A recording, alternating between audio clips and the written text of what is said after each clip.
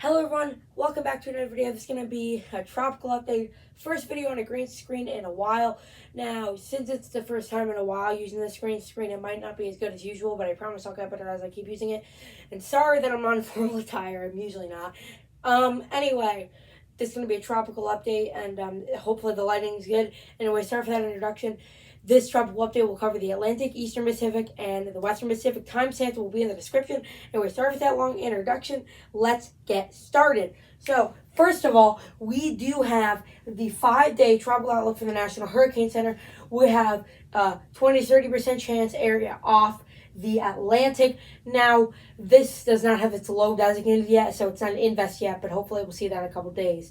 And then otherwise, we have Earl affecting parts of Canada and Newfoundland, and they are getting some tropical storm force winds, and waves are going from Newfoundland all in Canada all the way down to part of the east coast of the United States.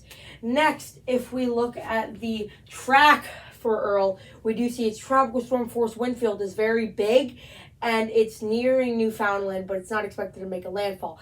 And next, if we see its tropical storm force wind field probabilities, we do see that parts of Newfoundland, the coast, are in purple, but much of it is also in the red and orange. Next, we'll look at the Eastern Pacific, where we do see an area of interest by Mexico. It's south southwest of southeast of Mexico. Sorry about that, guys. And the 30% chance of development, and of course it's not an invest yet as its low has not formed, but we will hopefully see that in a couple days to get more information about it. Some models show it a land threat, but we'll have to see.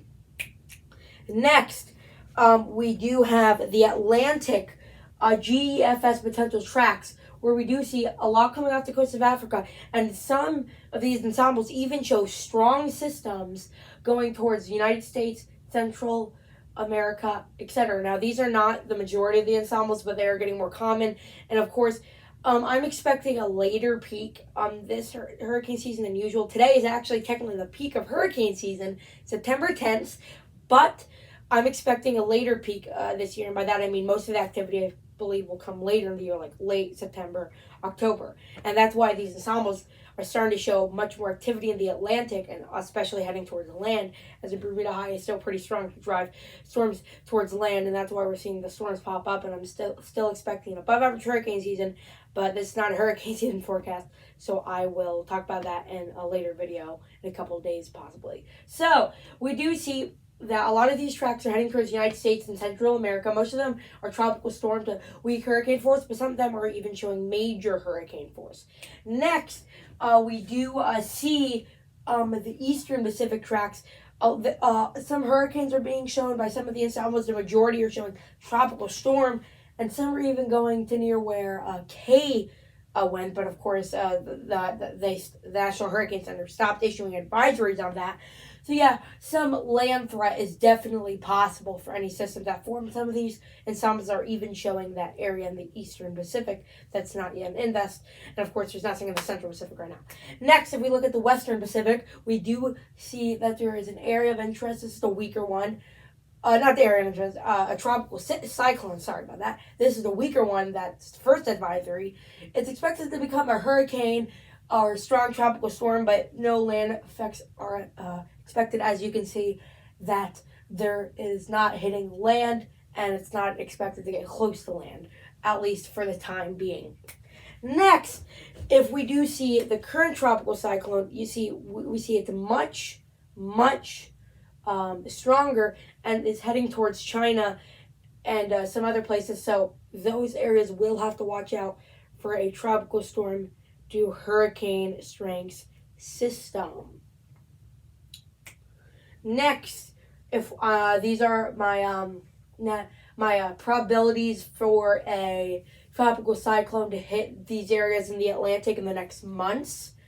Now, of course, that's a little far out, but we will just have to see, because, of course, in the ensembles, there has been an increase in activity. So I made this because we have to watch out for that.